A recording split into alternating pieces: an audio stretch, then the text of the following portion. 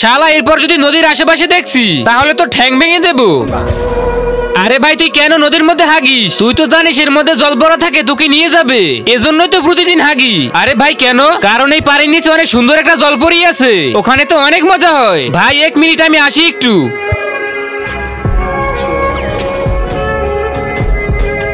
আয় হায় জলপরি, তার মানে তুমি সেই পরি? চলো তোমাকে বিয়ে করে নেই। শালার কুত্তা, আমার মেয়েকে বিয়ে করবি? আবে কে রে পিছনে? শালা এরপর দেখলে ঘাড় মটকে দেবো একবারে। আরে ভাই সত্যি তো জলপরি অনেক সুন্দর। কি বললি? জলপরি অনেক সুন্দর?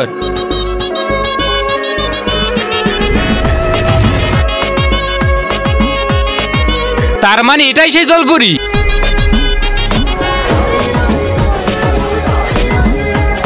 আবে শালার হারামি, আজকে তো তোকে মেরেই ফেলবো। তাহলে তোমার মেয়ে বিধবা হয়ে যাবে। আমরা বিয়ে করে ফেলছি। শালা এটা তো আমার মেয়ে না, আমার মেয়ে তো ওইখানে, এটা তো আমাদের কাজের বুয়া। হ্যাঁ কাজের বুয়া? শালা তুই যেই কাজ করেছিস তোকে তো আজকে এভাবে মারবো।